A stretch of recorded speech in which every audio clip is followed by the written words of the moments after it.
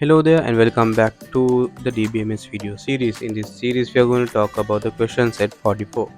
So the principal of running a school in Kandy wants to create a software to enter information of teachers and students in the school. So we have been interested with the task of creating the software, and our team is tasked with developing a database. So we have to create a database using the name of this school database as Ranabima School DB. So we have to use DDL queries to create this database. So for the second question, the principal has decided to include the information of creating a student in the first phase of the software. So we have to create a student table to store student information. So we have to follow the instructions below to create this table. We have to use DDL query as well to create this table. So it's all related to DDL queries. Let's begin our work. So I have opened MySQL from the command line from the bin folder, and first I'm typing my MySQL password to enter it from the command line. And now what I'm going to do is I'm going to type in the DDL query.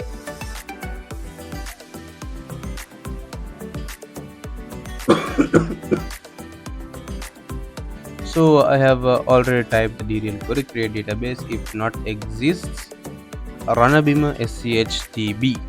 So this creates a new database called Ranabima School DB. And once you press enter, the database is created.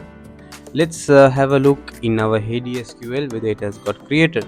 So once I go to my ADSQL and reload it, we can see that Ranabima School DB database has been created. So now let's go to the second question, which the principal has decided to include the information of grade 9 students in the first phase of the software. So we have to enter the grade 9 students details. So I have already typed in the necessary table. So we have to create table if not exists Ranabima School DB student. So we are creating a student table, the student ID.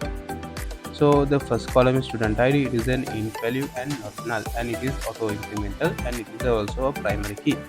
Next column is the first name column, which is a varchar 45 and it is not null. The last name is also varchar 45 not null. The gender is varchar 10 and not null. Contact number is varchar 11 and not null. The class is varchar 10 and not null. So when we create this, we get all these attributes of this database. So let's run this query and create our database.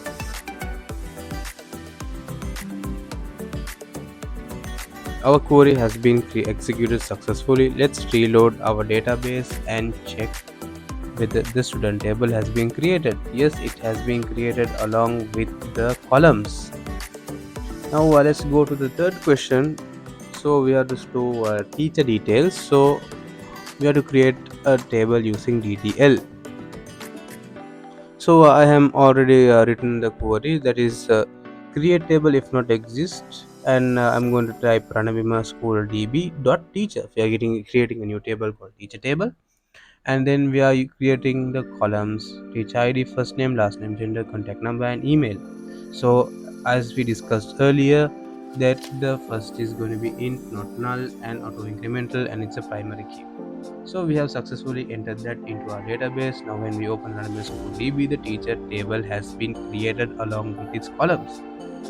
For the last question, the principal has decided to include main subjects. So we have to create a subject table with the subject ID and subject name. So let's go to the command line prompt, and I have already typed in the command SQL for DDL type to create the subject table. So I have created a table if not exists db.subject, and the subject ID is int not null, auto incremental, and primary key. And once we run this, you can see that it will appear in our ADSQL table. So it will appear in every SQL editor or designer which you use in your computer. So that's all for today. We will meet in the next video.